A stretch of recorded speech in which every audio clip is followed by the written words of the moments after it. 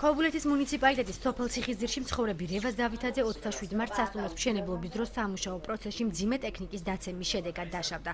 სხეულის მრავლობითი დაზიანებით და თავის ტვინის შერყევით იგი კლინიკა მედინაში მოათავსეს.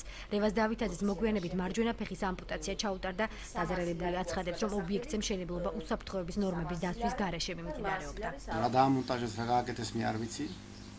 რომ ვასხამდით უცბად ავარდა შლანგი წაგვართვა ხელიდან ორი ბიჭი ვიყავით. ჩამომკრა თავზე, ქიაგრა ნაკერები ქიმაქს თავზე. ამ მომენტში გავთიშულა. რამდენი წუთი იყო, მაგას ვერ გეტყვი, შეიძლება 1 წუთი, 2 წუთი, 3.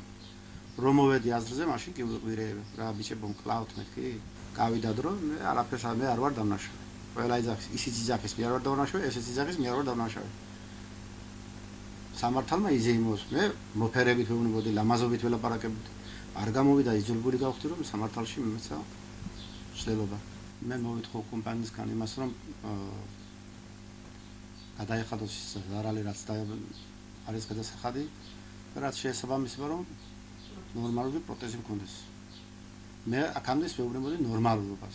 ვარ წავიდა, ეხლა მინდა რომ როგორც თქვენ საუკეთესო პროტეზი. შემთხვევა დაბაურეგში ერთ-ერთ სამშენებლო ობიექტზე მოხდა. კომპანია გაგეტა, რომელიც სამშენებლო სამუშაოებს აწარმოებდა დაზარალებულს ამ დრომდე არ დახმარებია.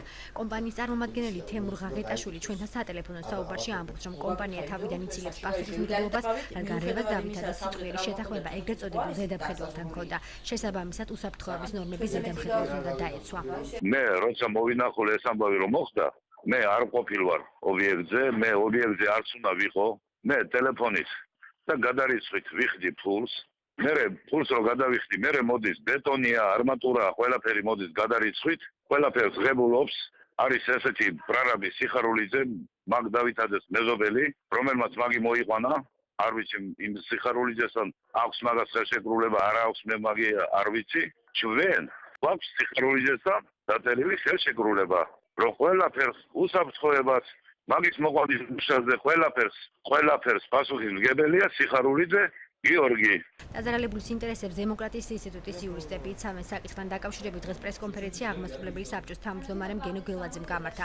გელაძე შესაბამისი რეაგირებისთვის საქართველოს მთავარ და აჭარის ავტონომიური რესპუბლიკის პროკურორებს მიმართავს. სამწუხაროდ სამშენებლო კომპანიამ არ აუნაზღაურა ვიყენებული ზიანი პირდაპირ მნიშვნელობით.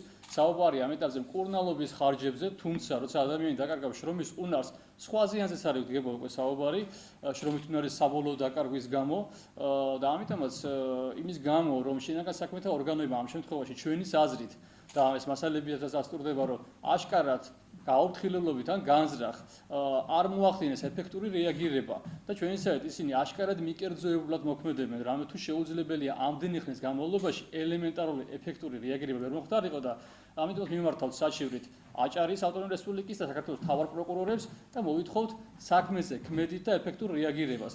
დაზარალებულის ინტერესს დაიცავს დემოკრატიის ინსტიტუტი და გამოვიყენებთ ყველა სამართლებრივ ბერკეტს იმისათვის, რომ მოქალაქეს აუნაზღაურდეს მიყენებული ზიანი და დამნაშავე პირები სათანადო დაისაჯონ. დავითაძეებმა საჩივარი ურეკის პოლიციის სამმართველოში შეიტანეს. დაზარალებული რევაზ დავითაძე ამჟამად მკურნალობის კურსს გადის. ძალიან დიდი იმედი აქვს, რომ ასე აკეთებს.